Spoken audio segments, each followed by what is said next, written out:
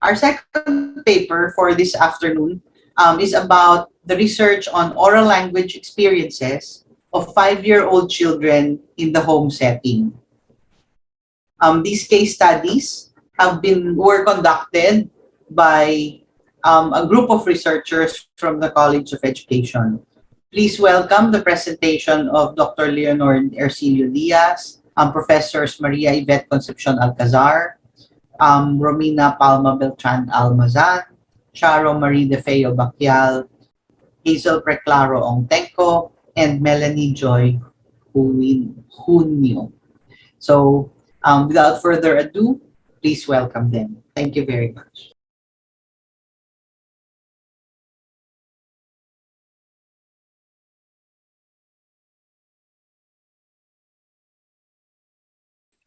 Our research team is from the UP College of Education. I am Leonor Diaz from the early education area. With me are Prof. Maria Hazelle Preclaro from the literacy education area, Prof. Romina Beltran-Almazan from the art education area, Prof. Marie Yvette Alcazar from the early education area, Prof. Charo Marie Defeo-Baquial from the art education area, and Prof. Melanie Joy Gunio from the curriculum studies area. For an overview of this session, we start with a brief context of the study, followed by the objectives and significance of this research. We move on to share the methodology, results, and analysis, and we end with our conclusion and recommendations. Oral language includes speaking and listening, the ways that we communicate with others. Oral language skills provide the foundation of other literacy skills. A key aspect of literacy success in later years is the nature of oral language development in the early years.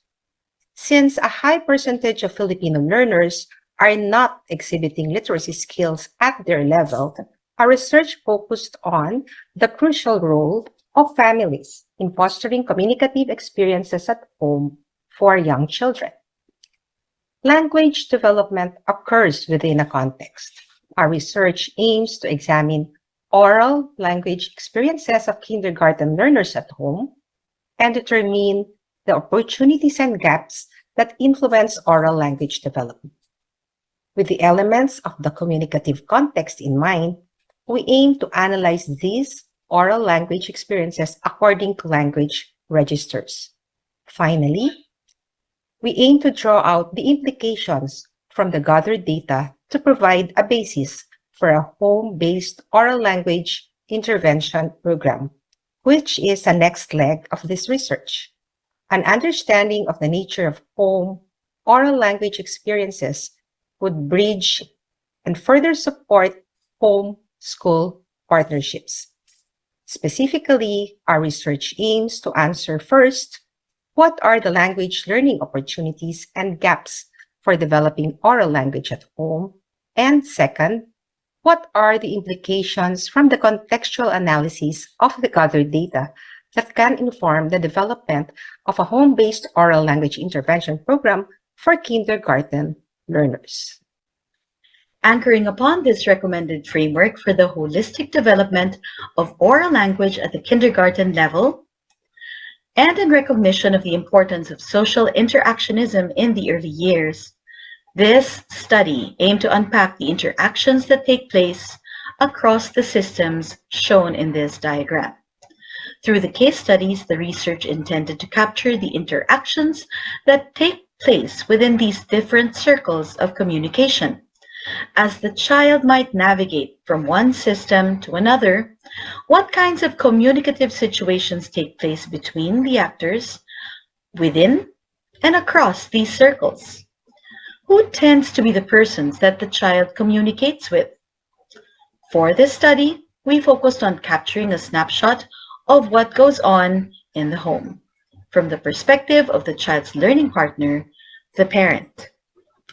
Looking in depth into the home context, communicative situations were analyzed using Halliday's functional model of language through identifying the field, what is being talked about, tenor, who is involved, and mode, the channel of communication.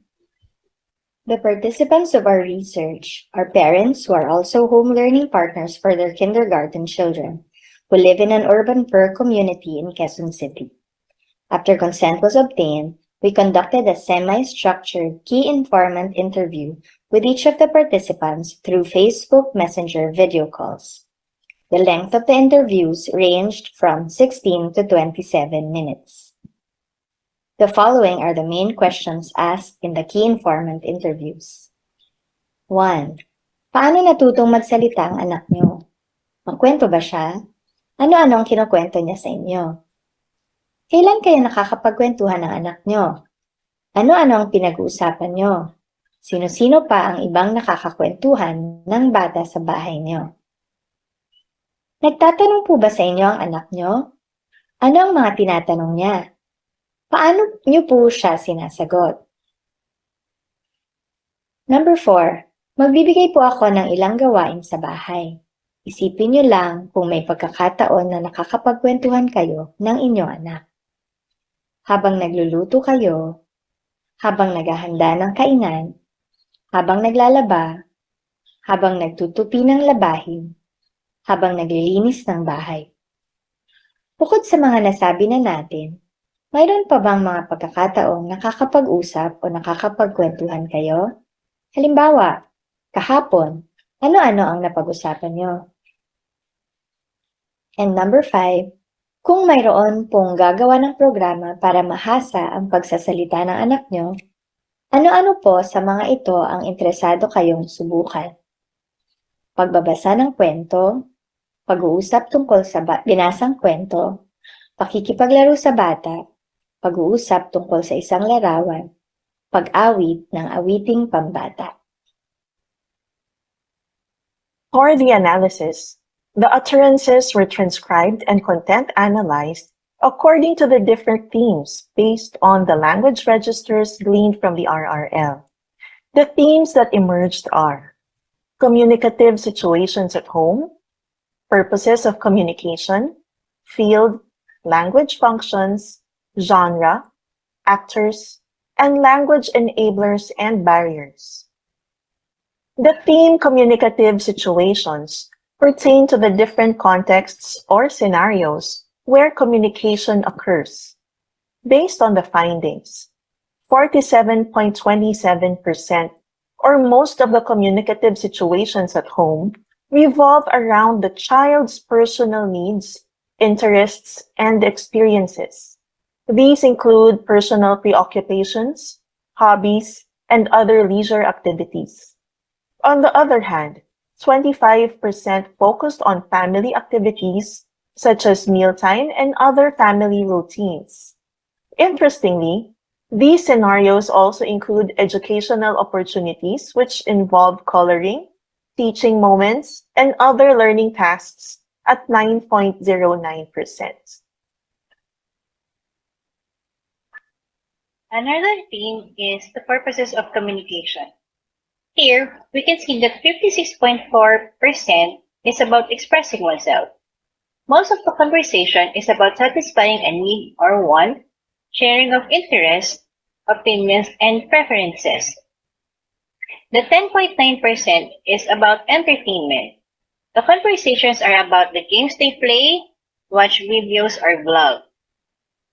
The 7.3% is about educational. Conversations are related to school activities, while 25.5% was labeled as not classifiable because the responses obtained not directly answers the fundamental questions but are relevant as it shows the variety of the conversations. For example, sa higaan, bago matulog, and kapag kumakain.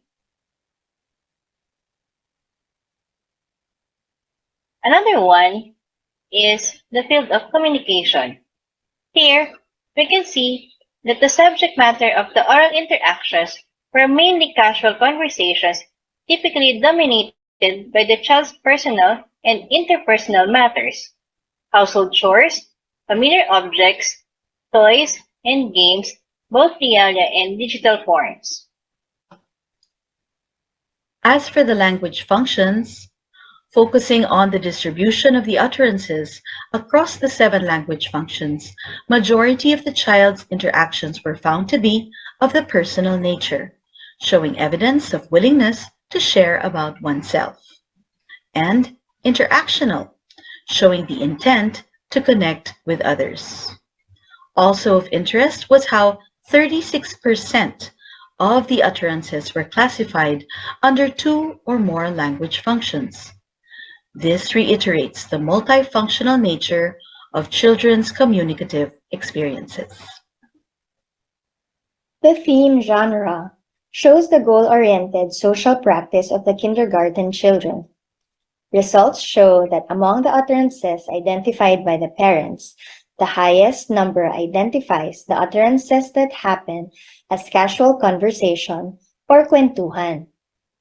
A few other genres are identified, such as asking questions, learning time, and digital viewing. It is worth reflecting how other social practices of low occurrences can be further supported at home to maximize the oral language development. The theme actors and relationship with child looks into the persons with whom the kindergarten child engages conversations with in the home setting. Their relationship with the child is also identified. Results show that among the identified utterances of the key informants, most utterances, or 45 of them, were made by the child with his or her parent. This shows how the child's interactions were generally addressed to the immediate family, mainly the parents, with low occurrences directed to the relatives and those in the neighborhood. From the lens of the family systems theory, the nature of family interactions is viewed as bidirectional. Further examination of results suggests the intrinsic and extrinsic enablers of the communicative experiences of young children at home. Intrinsic factors are the internal aspects related to the child and his or her development, such as the nature and interests of the child, while extrinsic factors are considerations and influences in the child's environment as seen in available support, sociocultural influences, household chores, and communicative practices at home. Based on the findings, it is in the nature of the children covered in the study to be naturally talkative and inquisitive. Meanwhile, their interests are key factors that further encourage communication, specifically in initiating conversations about their feelings, experiences, and favorite things. However, the extrinsic factors, particularly the provision of support and sociocultural influences, were identified to be the key enablers at 30.3% and 29.4% respectively. Having people converse with children, providing reinforcements and other supportive devices, attaching meanings to symbols, situations, and places, and learning about local cultural practices prompt children to share their ideas and engage in meaningful dialogue. Communicative practices at home also aid in the development of children's oral language, especially in establishing and modeling patterns that children may emulate, such as asking questions, vocabulary use, and giving explanations. Additionally, household chores allow children to negotiate. In terms of language barriers, the participants identified gadget use as the only impediment to communication at home. To sum these up, 12 competencies were drawn from the oral communication practices at home. From among these competencies, only one was explicitly categorized as receptive skill. However, approximately half of these expressive skills, or the 5 listed in the lighter blue shade, arguably entail a receptive component. So going back to the research questions, from the case studies, it was aimed to identify the opportunities and gaps for developing language learning at home. First, it was evident that the oral language competencies developed are more on the expressive skills. Secondly, there is an unequal balance in the practice of language functions. The predominant one was the personal and interactional functions. Third, content of conversations that promote oral interaction may begin with fields that are more personal and interpersonal to the child. So for example, personal aspects include their needs, interests, and experiences, while the interpersonal interactions may include household chores, identification of household objects, and engaging in toys and games. Fourth, critical avenues for promoting oral communication among children were family activities and household chores as they relate with other family members. Finally, it was revealed that oral language development in the home is more incidental than intentional, with learning partners generally unaware of skills and methods needed for its development. So from these opportunities and gaps, the implications for designing an oral language development program in the home were drawn. As for the first and second gap, the implications for learning intent were as follows. First, there has to be an explicit articulation of expressive and receptive skills in conjunction with competencies to be developed in the school setting. Secondly, there must be a clear identification of the competencies corresponding to different language functions, especially those referring to the imaginative, representational, and regulatory functions, which were the less tackled language functions at home. As for the learning content, topics for discussion may initially revolve around children's needs, interests, and experiences. And then this will gradually expand to the different activities and objects found at home or in the neighborhood and community. And then for the teaching or learning approaches, opportunities reveal that the strategies to be used should promote collaboration and interaction with other members of the family. Activities that use different physical objects and also appropriate digital platforms are best to be utilized. Given the nature of interactions at home, assessment methods are suggested to be more informal and informative in nature. These have to be made explicit to the learning partners at home so they are cognizant of what oral language skills are targeted to be developed and how these are assessed. Finally, implications for support mechanisms include provision of trainings or capacity building for program implementation and monitoring support. Since the primary gap was the lack of intentionality of learning at home, learning partners or the parents have to be cognizant of and equipped with these knowledge and skills. In summary, it was concluded that primary consideration in developing oral language at home is the utilization of unique communicative situations. This is so that the context would be used to determine relevant and appropriate learning content, teaching and learning approaches, and assessment methods. Furthermore, there is a need for clear articulation and even the balance of the skills, opportunities, strategies, and materials to ensure a more intentional approach to oral language development in the home setting. As for the recommendations, the parents' role in the program development process have to be underscored, especially in the curriculum presage or the actors or the developers of the curriculum. Secondly, support systems for homeschool partnership have to be strengthened. Third, for materials development, consider developing relevant and appropriate digital and virtual platforms for oral language development. For evaluation, mechanisms may include methods of studying the hidden curriculum in the home setting. Features of these hidden curriculum that contribute to successful development of oral language among 5-year-olds may be identified and made part of the overt curriculum. Finally, validation of results in other contexts can be made. It is recommended to conduct similar studies in other communities to support research findings. Here are some of our references. And thank you very much for letting us share with you the findings of our study. Please let us know if there are any questions that you would like for us to answer. Thank you. We'd like to invite our panel to join us here on our virtual platform. Can you please turn on your microphones and your cameras?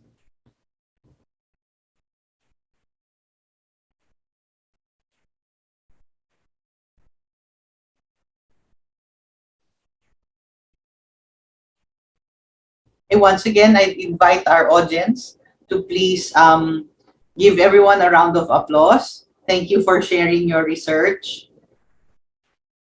And also, I also invite everyone to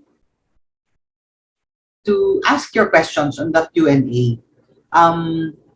May I request the host to please allow Teacher Yvette to open her video?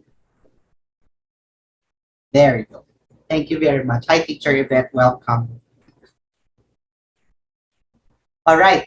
Okay. So thank you for sharing your paper.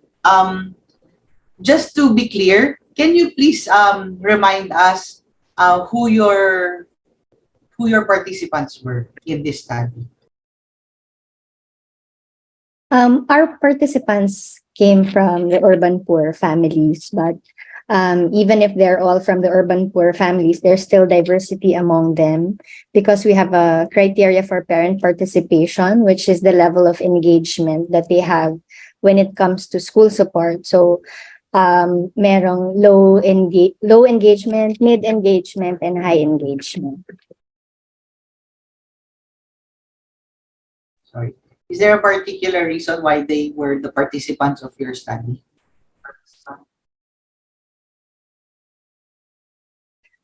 What we wait.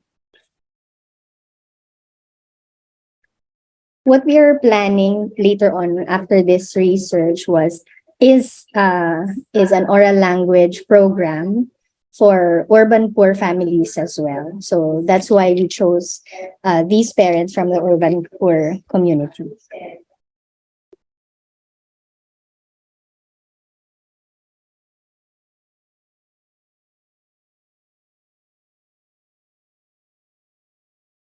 We did, were you saying something, Prof. Dina?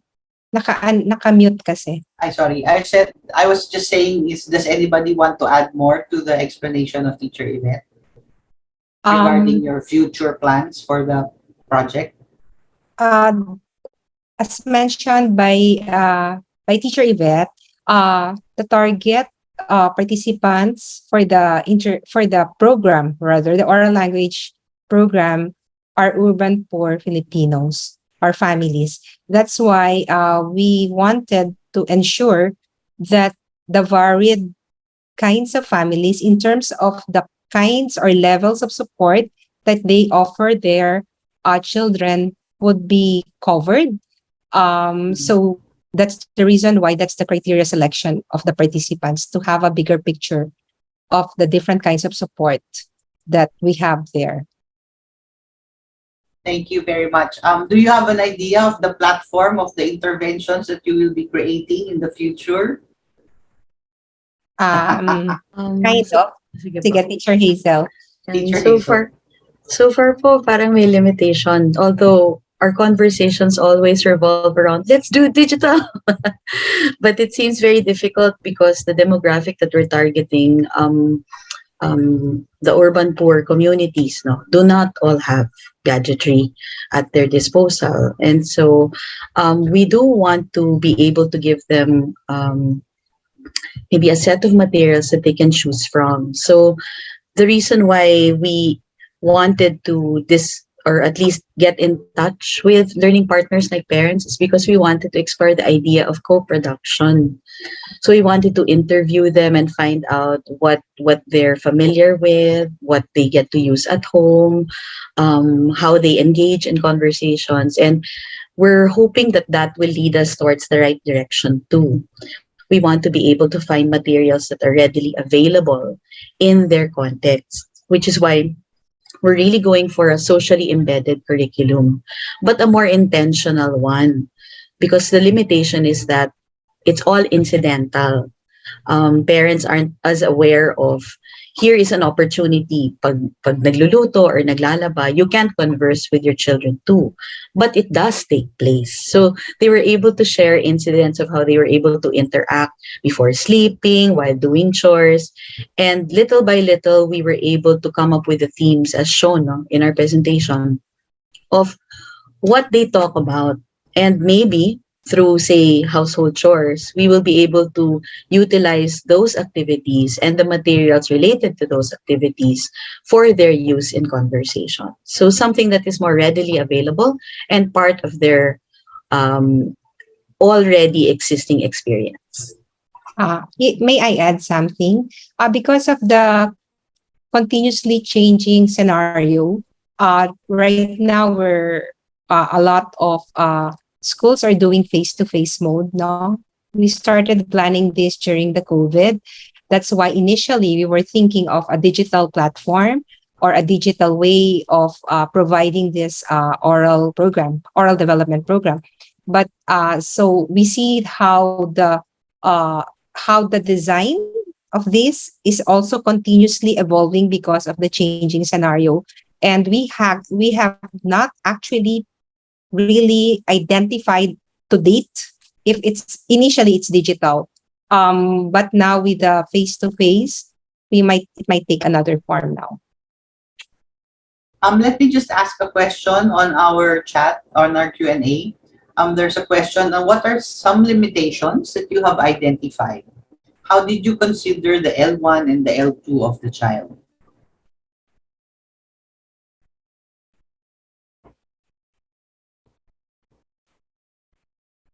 Wait a minute. Teacher Yvette, would you like to answer that? If the limitations are directed to the data gathering for this particular research, I guess it was also the availability of the internet, because we weren't able to converse longer because we were just talking on Facebook Messenger video call. So there are a lot of things that we wanted sana to ask about what they do at home, and we would really want to see how they do it in their homes, which we cannot because it was the height of COVID at that time. And when we were conversing with some of the parents, the children were really around. So they were making noise, and sometimes it was hard for the parents to explain a lot of things because their minds are really you know sometimes on their children and sometimes conversing with us as well. Thank you, Teach. There's another question. There are already existing materials for home literacy programs or language programs, HLPs, if that's what you mean. But what I noticed is that there is no parent guide, similar to teaching guide. Also, good to include LGUs for the next program, especially that they have funds for this under the Mandana Gracias ruling. So this is, I think, very good to know. Teacher Phoebe? Yes po. I think one of the unique features of this program is that it is a yes, Go one ahead, of Teacher the Phoebe. yes po. I think one of the unique features of this program is that it's a co-production, meaning the parents are very much involved, later on in producing yung materials. One of the additional considerations that we had would also be what the parents need. And so since urban poor, they would prioritize yung putting food on the table first, no? And so while there are other programs, I think dapat mas organic this program, aside from involving the parents, should seamlessly be integrated in their day-to-day routine. It should be organic. So that's one of the major features that we would have. In terms of engaging the LGU, we've had talks of doing just that, exactly that. And of course, as part of research ethics, we need to ask for permission from the LGU first also to engage their communities. Thank you. Thank you very much. I myself am very curious about the overt and covert curriculum that I think, Melanie. is it just my connection?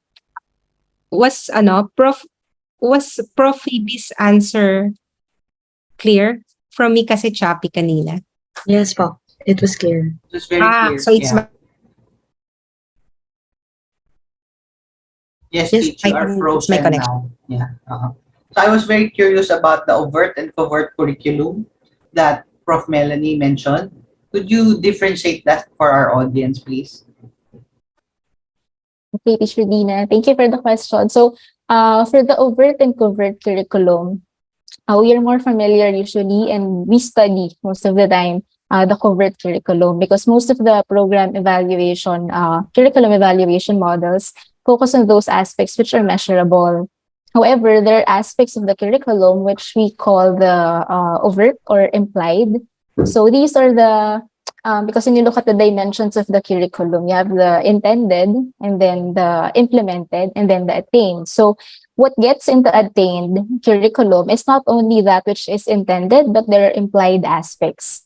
So in terms of the oral language development program, in the home, though it's not really a formal setting like school, there could be the when we have this program or the intentions of the parents, the learning partners at home, that may be classified as the intended or the overt curriculum. So from there, what are the different aspects that are learned by the students, which may not be intended, okay, or explicitly mentioned in the covert curriculum? Overt curriculum. So that is the covert or the hidden curriculum.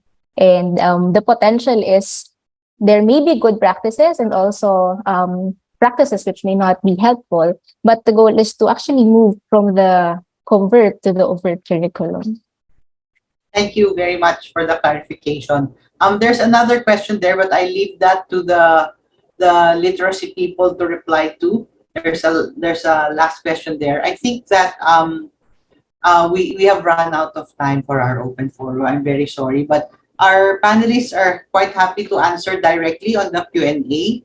So thank you very much to the entire team. Let's give them a round of applause and lots of hearts for their sharing with us. So maraming salamat po.